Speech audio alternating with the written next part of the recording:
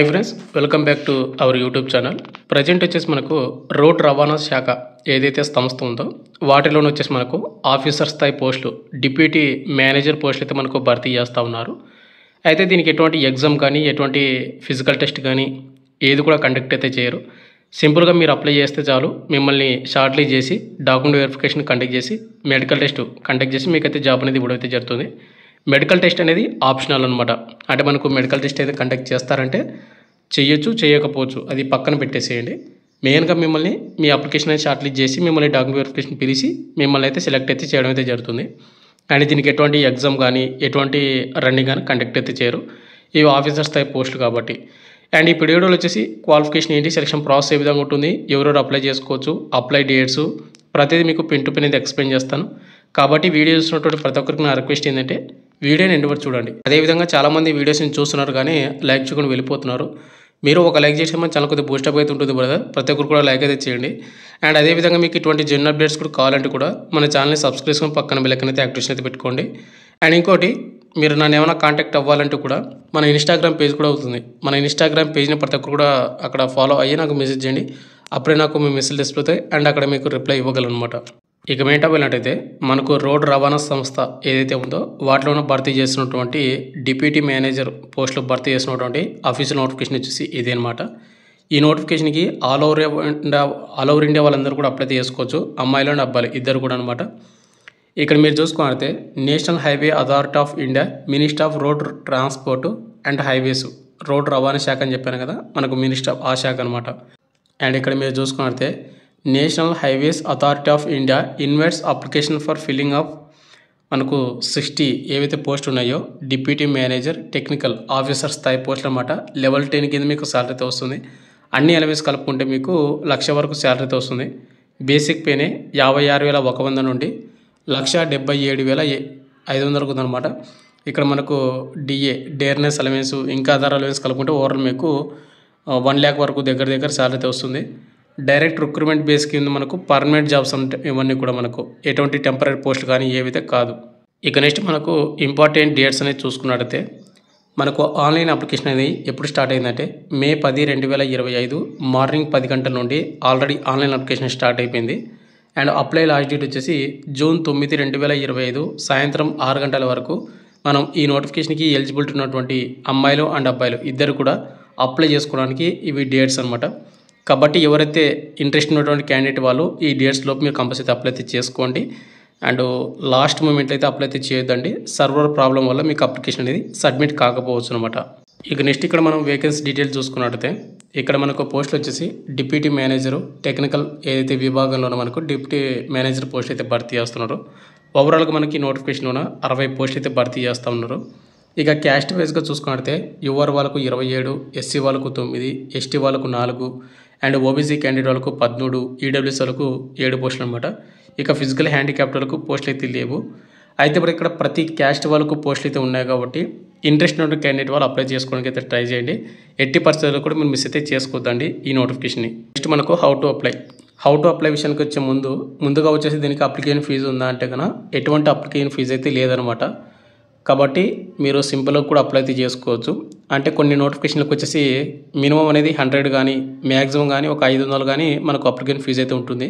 అంటే మినిమం అనేది మనకు ఇటువంటి ఆఫీసర్ స్థాయి జాబ్ నోటిఫికేషన్ వచ్చినప్పుడు మనకు మినిమం ఒక 500 వరకు అప్లికేషన్ ఫీజు అయితే పెట్టడానికి అవకాశం అయితే ఉంటుంది. బట్ ఈ నోటిఫికేషన్కి అయితే ఎటువంటి అప్లికేషన్ ఫీజు కూడా లేదు కాబట్టి ఇంట్రెస్ట్ అప్లై చేసుకోండి. హౌ టు అప్లై విషయానికి వస్తే మనకి ఇక్కడ ఇచ్చినటువంటి వెబ్సైట్ ఉంది కదా, ఈ వెబ్సైట్ని గూగుల్ క్రోమ్లో కానీ లేదంటే మొజిల్లా ఫైర్ ఫాక్స్లో కానీ మీరైతే అక్కడ సెర్చ్ చేశారంటే అక్కడ వచ్చేసి ఇక్కడ మీకు అబౌట్ యూజ్ అని ఉంటుంది. అక్కడ మీకు రిక్రూట్మెంట్ అని ఒక సెక్షన్ అయితే ఉంటుంది. దాన్ని క్లిక్ చేశారంటే వేకెన్సీ క్లిక్ చేయండి. తర్వాత ఇక్కడ మనకు కరెంట్ మీద క్లిక్ చేశారంటే కనుక అక్కడ మనకు డిప్యూటీ మేనేజర్ది అడ్వర్టైజ్మెంట్ కనిపిస్తుంది టెక్నికల్ది. అక్కడ మీకు ఆన్లైన్ అప్లికేషన్ ఉంటుంది. దాన్ని క్లిక్ చేసుకొని మీరు మీ డీటెయిల్స్ అనేది ఫిలప్ చేసి అప్లై చేసుకోవచ్చు. ఇక్కడ మనకు ఇమేజ్ వచ్చేసి ఫోటో జేపీజీ కానీ జేపీఈజీ కానీ మనకైతే ఉండాలి.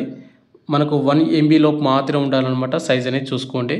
అదేవిధంగా మనకు సిగ్నేచర్ కూడా 1 MB లోపు మాత్రమే ఉండాలి. జేపీజీ కానీ జేపీఈజీ కానీ పిఎన్జీ కానీ జిఐఎఫ్ ఏదైతే ఉంటుందో దానిలో కానీ. ఇక నెక్స్ట్ 10th సర్టిఫికేట్ ఉండాలి, క్యాస్ట్ సర్టిఫికేట్ ఉండాలి, మీ ఎడ్యుకేషన్ సర్టిఫికేట్స్ అన్నీ కూడా 2 MB మాత్రమే, అవి కూడా PDF ఫార్మాట్లో మాత్రమే అప్లోడ్ అయితే చేయాల్సి ఉంటుందని వాళ్ళు ఇక్కడ క్లిక్ చేశారు. చూసుకోండి ఒకసారి. ఇక నెక్స్ట్ మనకు education qualification and age limit and దీనికి ఎవరు అప్లై చేసుకోవచ్చు అని చూసుకున్నట్టయితే ఇక్కడ name of the post deputy manager technical విభాగంలోన మనకు ఆఫీసర్ స్థాయి పోస్టులు భర్తీ చేస్తున్నారు. ఏజ్ లిమిట్ విషయానికి వస్తే మినిమం వచ్చేసి 18 సంవత్సరాలు ఉండాలి. మ్యాక్సిమం వచ్చేసి 30 సంవత్సరాలు ఉన్నటువంటి యువర్ ఈడబ్ల్యూఎస్ అప్లై చేసుకోవచ్చు.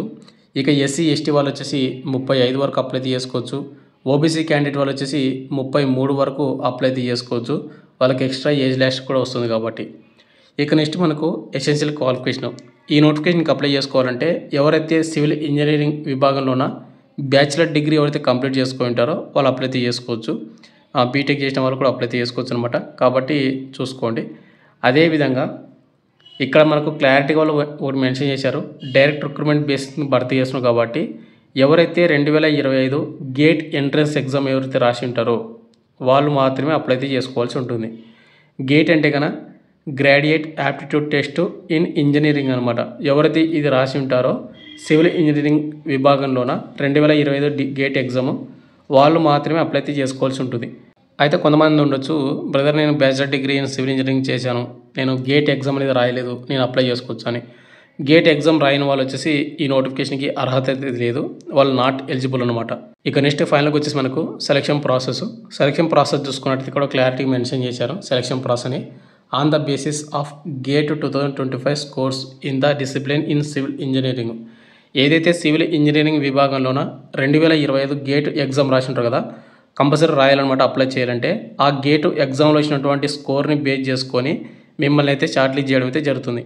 2025 గేట్ స్కోర్ ఎగ్జామ్ని బట్టి అంటే స్కోర్ని బట్టి ఆ స్కోర్లో మీరు షార్ట్ లిస్ట్ అయ్యి మీరు వెళ్ళారంటే డాక్యుమెంట్ వెరిఫికేషన్కి పిలవడం అయితే జరుగుతుంది. ఆ డాక్యుమెంట్ వెరిఫికేషన్లోనే మీ సర్టిఫికేట్స్ అన్నీ కూడా ప్రాపర్గా చెక్ చేసి తర్వాత మీకు ఫైనల్ మెరిట్ లిస్ట్ అయితే రిలీజ్ చేస్తారు.